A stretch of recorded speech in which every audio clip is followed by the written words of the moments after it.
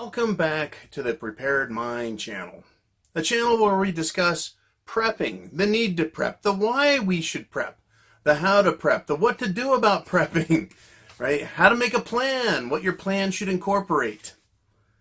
For those of you who have been under the impression that I don't use bad language, you're probably not going to watch any more of this.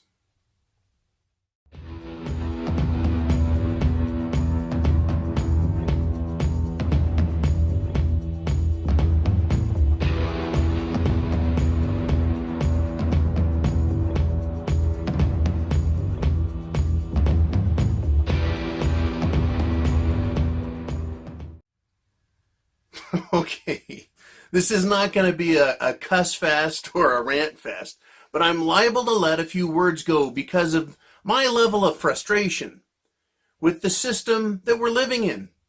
We're living in a world that seems bankrupt of intellectual capacity to understand the consequences of poor political decisions and planning.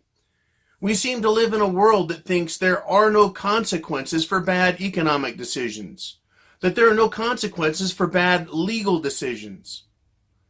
We live in a world that believes it's okay to conduct social engineering experiments, not only with the general population, with our children, but also with the military. We live in a world that has lost its fucking mind, in other words.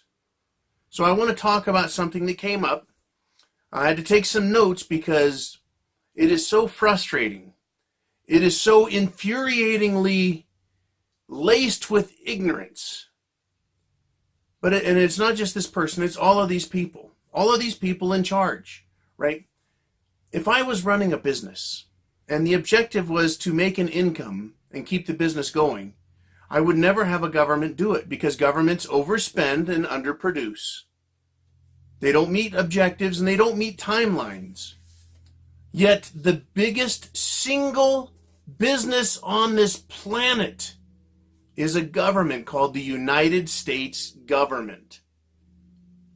It spends more money than any other entity ever has. And it does so, right? It does so in a way that is mind-boggling. It is numbing to the senses because they don't produce what they say they're going to. It's inefficient. They don't meet timelines. They don't know what the fuck they're doing, and they don't know how the hell they're going to get there. But they have great ideas. It's almost like a hotbed for sending the most mentally inept among us to go live out their fantasies with other people's money. So what am I talking about? I'm talking about we're going to hell in a handbasket down the happy trail to shit it's the fan. Ocasio-Cortez, Alexandria, the newly elected Democrat to the House of Representatives from the state of New York. People want to lampoon California. They've got good cause. How about if they get after New York? This woman, I think, has had brain transplant surgery. I can't think of an animal stupid enough to say. But she's now given a microphone, a platform, and the press is eating it up, even though she made such a fool of herself at the State of the Union address that her own Twitter fans attacked her over it. And that was just for her behavior. Imagine how upset they would be if they actually understood the consequences, because this is about consequences of government action. The reason you're a prepper and I'm a prepper is because of the consequences of what these people are doing, and they are no longer making any bones about it, right? So Ocasio-Cortez, stupid bitch extraordinaire, and I'm going to say this, and I'm going to put this out here. When you take a woman like her, and she is an attractive woman, and she has an idea and opens her mouth, I think that the men around her are so stupid, and they're so one-track mind. They all think they're going to get laid, I guess. They don't have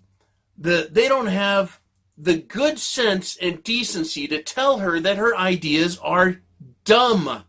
Because what? Because they think they're going to have sex with her? Because they want a chance to? Because they maybe want to ask her out? I know she's married, but that's not going to stop a girl like her. Never has.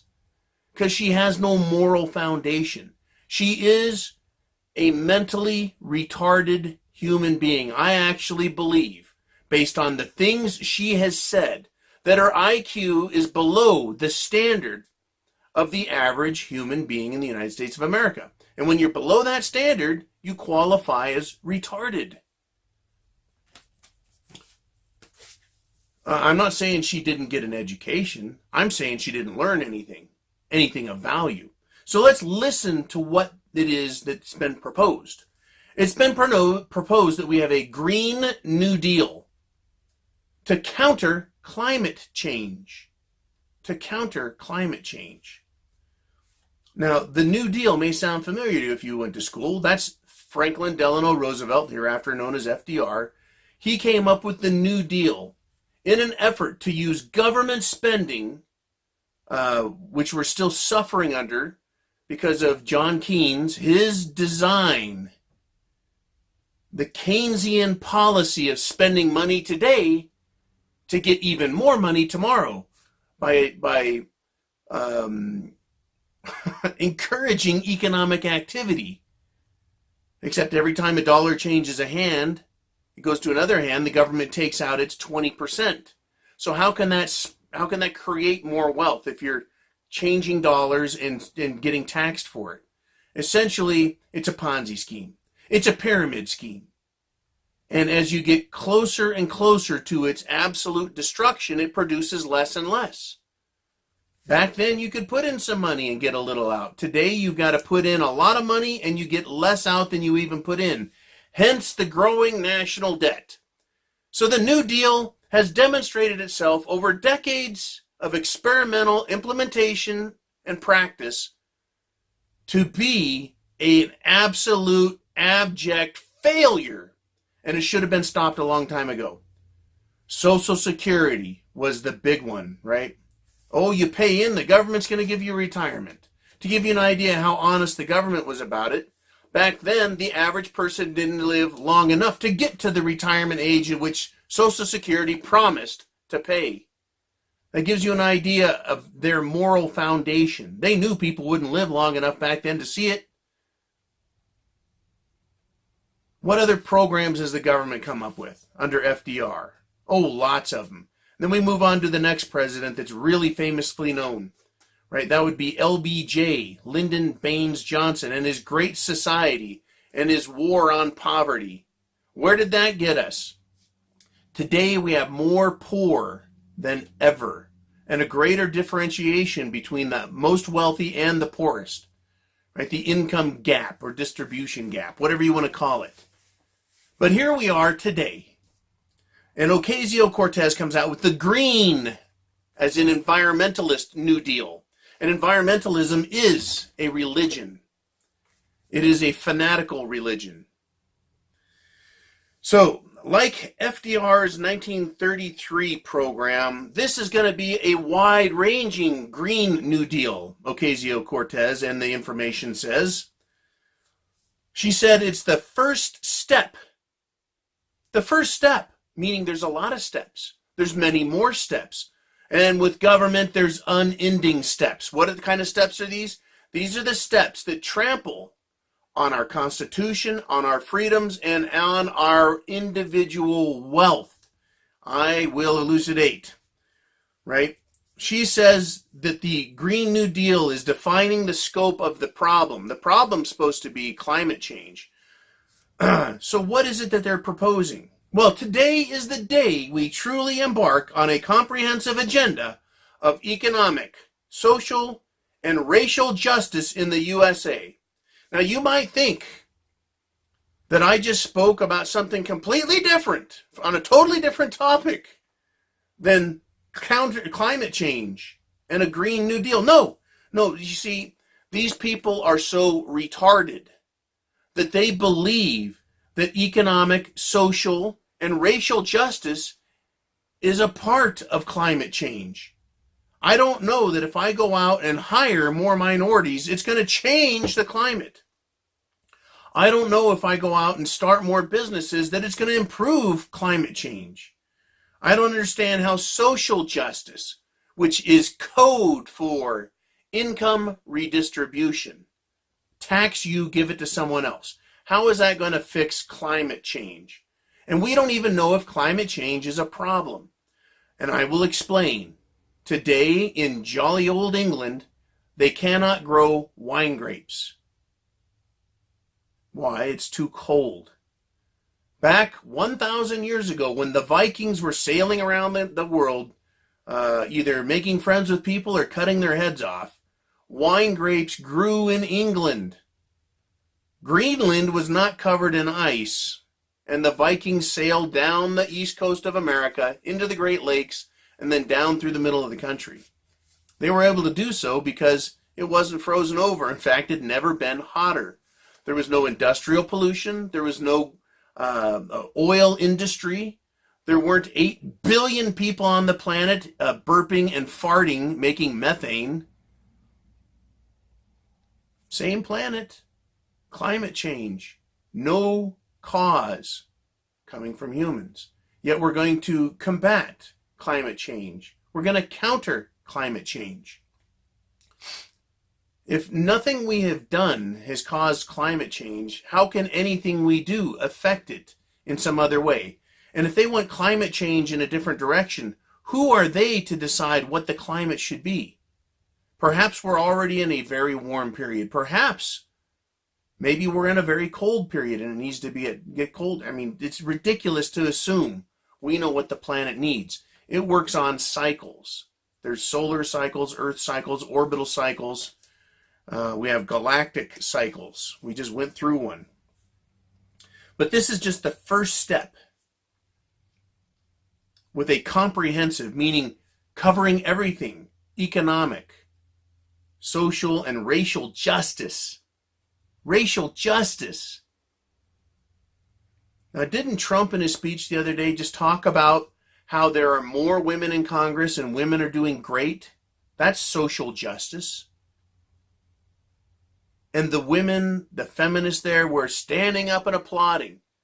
But we elected, or the nation elected, all of those feminists to the Congress, and it didn't stop climate change. So social justice or racial justice aren't going to affect anything. They're completely, the concepts are so foreign to each other. You know, to say that they're a non sequitur is an insult to non sequiturs. She goes on to say that climate change is one of the biggest existential threats, not only to our nation, but to our world. I don't think she knows what an existential threat is. She doesn't. It sounds really cool. It's a very big word, got lots of syllables. Existentialism, an existential threat. If we're not hotter or colder than our world's hottest and coldest times in history, how can we be a threat, or how can it be a threat to the existence of our nation and our world? If it's been a lot hotter and it's been a lot colder, how can where we're at today be an existential threat? As in a threat that will kill everything. It can't. It's an extremist point of view used to give us a yes or no answer. This is a logical fallacy, and it's coming from a retard, and I saw it a mile away. You're being given a choice of two things, one of which she's defined as total death and annihilation. So the response or the answer must be the Green New Deal. You either want an existential, absolute death for the world, or you want a Green New Deal from Alexandria, Ocasio, no cortex. It's a false concept. It's false logic. It's logical fallacy. Quote, investments in education, infrastructure, and healthcare systems, and a redesign of the entire U.S. economy is part of the Green New Deal. How is education going to change anything? It might help change people's behavior, but if the government wants to change behavior, what's the best way for them to do it? Tax the living shit out of us. Regulate us. That changes behavior very quick. They can outright ban things to change the climate if they think that's what it's going to take. But there's no explanation coming from the government about all those planes up there putting chemtrails in the sky, which reflect the sunlight and have a measurable effect on air temperature below those areas. In other words, right, is it changing the entire climate? No. But locally, it's having an effect. Short term. It's probably a bigger effect doing that than it is by changing our behavior down here with education. Now, also, she discusses infrastructure. She doesn't know what infrastructure is. She has no clue what infrastructure means. And she certainly has no idea how it's going to change the climate or how it's going to affect climate change. And healthcare systems. What do healthcare systems have to do with climate change other than killing all of the people with bad healthcare to reduce the amount of burping and farting that goes on in this country and around the world? That's a healthcare system change that falls in line with their overall Agenda 21 population reduction. People are human resources and are disposable attitudes that these elitist, leftist scumbags have. And then to come to this part, redesign of the entire, not parts of, the entire U.S. economy. Unfucking believable. The Keynesian policies we've been operating under for well over 75 years have not produced a robust, raging, rip-roaring economy full of prosperity for everybody. What it's done is produce an economy that enriches the uber wealthy, not the regular wealthy, and punishes middle class and upper class and some of the wealthy people. And it leaves the uber wealthy alone. And the poor, they think they're getting a great deal with all these entitlements. They've been made slaves to the state. They've been put on the plantation. And they think they're cozy there with their big master in Washington, D.C. It is disgusting. They need to come out of Babylon, right, and understand what their life is about. But they won't, because they live on entitlements.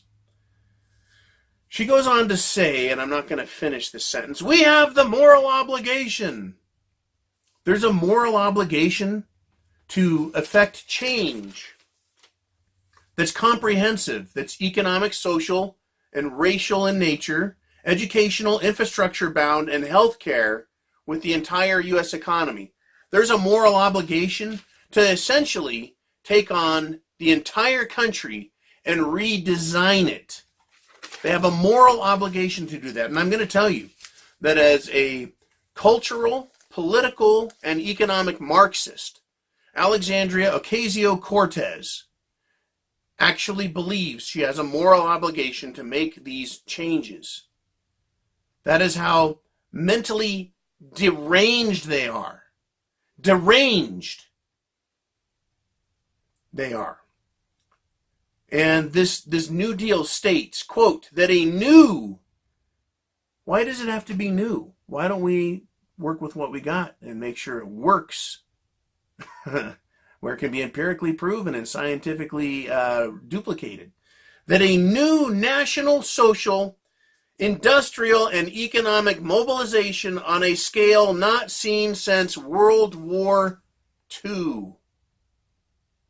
In World War II, we got the New Deal back then.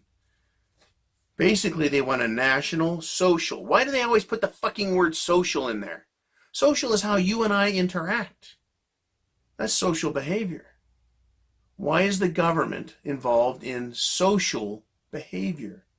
Because they want to modify the way we think, the way we speak, the way we behave. They want to control us. That is why social changes are so important to these lunatic cocksuckers. That's how dangerous they are. Instead of letting society find its own levels and balances, finding its own egalitarianism or equality, they socially engineer, they socially manipulate, and they socially mandate behavior and changes. These Marxists are dangerous. These communists are a threat. And until everyone realizes that they are the existential threat, not only to the Constitution, not only to people who love freedom, but they're an existential threat to humanity itself. She states that a new national, social, and industrial and economic mobilization on a scale not seen since World War II. Number one, it makes no sense to even say that phrase. But if you want to talk about an industrial and economic mobilization not seen, right? In other words, they use government money and they borrow lots of it from the bank, the Federal Reserve, which is a private bank. The government borrows it and then throws it at industry and says, go make economic progress and prosperity. And they take money and they throw it at that. What the fuck was quantitative easing if it wasn't that? We have already embarked upon an economic mobilization on a scale not seen since World War II. It was called quantitative easing. The first 225 years of our nation, we built up, including the FDR New Deal horse shit and the Great Society's war on poverty. 225 years, including that shit, we built up $1 trillion in debt. When Obama took office, I believe we were at $4 trillion in debt. I take that back. It was closer to 10 when he took over. Obama doubled it again. $10 trillion up to $20 trillion in less than 10 years. Asinine volumes of cash pumped into the system that makes the amount spent in World War II and after pale in comparison. Quantitative easing was off the scale. And what did it produce? Nothing. What did it do? Kept us in a flat line. They reinvigorated and pumped up the stock market, but they did nothing, absolutely not a fucking thing for the economy. It was a huge wealth transfer, and it was a way to indebt the people of this country. And now they're wanting to do more. These leftist socialists, far left, and their opponents are the far right, the Republicans. They're battling over whether to spend this much or just this much. I want them to spend nothing.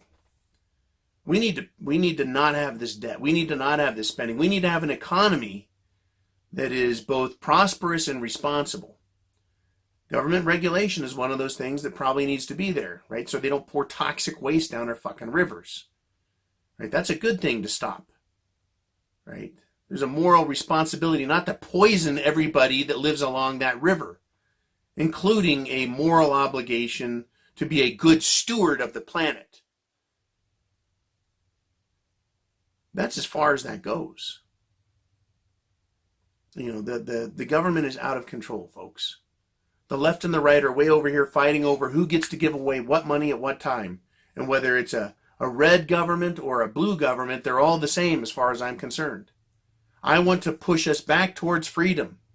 But these people want to a whole new entire U.S. economy. This is important because they've already wrecked the fucking economy. The money is horrible. Our US dollar is worth 2% of what it was worth when it was created. They've devalued the dollar. They're taxing the shit out of us. They're pissing down our backs and saying it's raining. And if they could, they'd bottle it and sell it as organic water to you, and then make you pay an extra tax on it for being served to you with a smile. The government is out of control. All of these steps that I talked about, that Ocasio-Cortez opened her pie hole and shouted out in total blissful Marxist ignorance, is the reason that shit is going to hit the fan.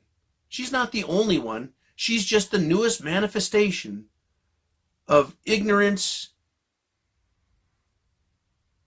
on a scale that is unrivaled. It cannot be matched.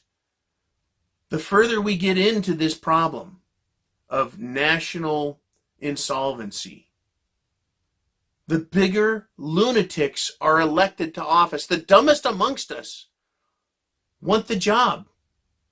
It's almost as if it's being allowed to be done to destroy everything. Folks, I mean, it is a sad day to see someone like her and Nancy Pelosi and Chuck-ass Schumer and a handful of Republicans. I'm not giving them a pass.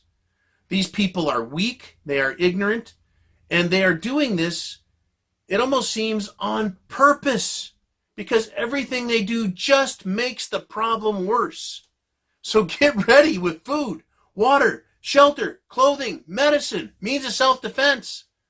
They're doing everything they can to destroy the world. They are the existential threat. Your survival, your ability to get through this chaos and mayhem is going to be based upon your ability to think and plan and prepare. The government is not going to save us. Trump is not going to save us. Trump has spent just as much money as Obama, if not more. I believe more. And it has to happen that way because of the nature of the system they built. Every new administration is going to spend more money than the last and go in the hole more than the last, trying to make Keynesian economic policies work in a system that cannot work with that happening. It cannot. And it's demonstrated and proved it. And they're continuing to do the same thing again and again in an effort to come up with a different result. That, my friends, is the definition of insanity. And they truly believe and expect to get a different result. They've tried higher taxes, they've tried lower taxes. They've tried higher interest rates, they've tried lower interest rates. Now we can't go higher anymore because they boxed themselves into a corner. They're now in that corner. The only thing they have left is to print more money, do more QE, helicopter money, that is, drop money on your head from a helicopter, just pass out money, universal basic income, all Marxist concepts and ideas and derivatives of our good buddies, the communists. Because they believe that the more things get out of control, the more they need a centralized command and answer solution. When it's exactly the opposite. When the shit comes down, when the fucking curtain goes up, and when they see that what is being cooked is on fire, right? It's on. It's coming. It's coming. I think I've done my job yet again today. brought you some more bad fucking news, right?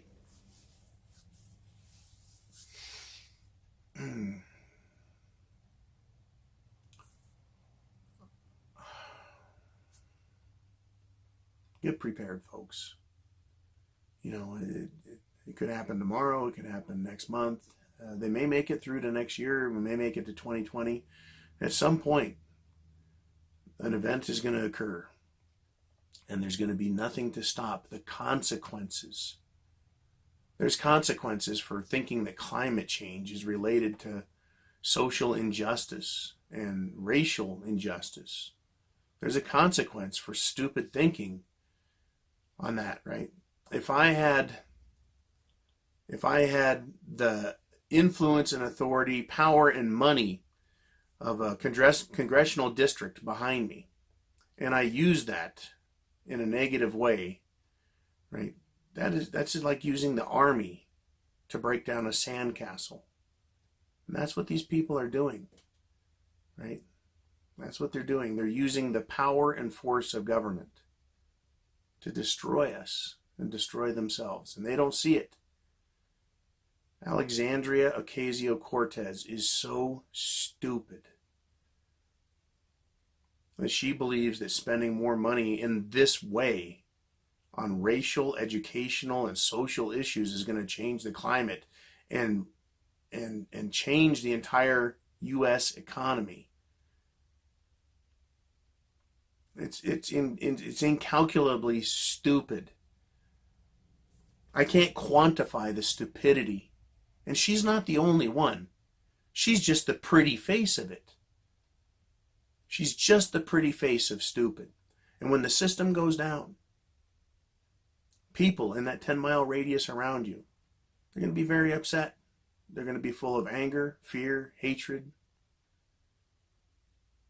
They're not going to blame you. They're going to blame Alexandria. They're going to blame Trump. They're going to blame Reagan. They're going to blame Clinton. But who are they going to take it out on? Those people within the scope of their reach, that 10-mile radius around them. They're going to have to take it out on someone there to get food, to get water. Right? They're going to take it out. Their anger, their frustration, their hatred, their need. Right? They're going to use every opportunity. You've got to be a prepper. It's coming. You guys be cool. Thank you again. Chance favors the prepared mind is yours. Bye-bye.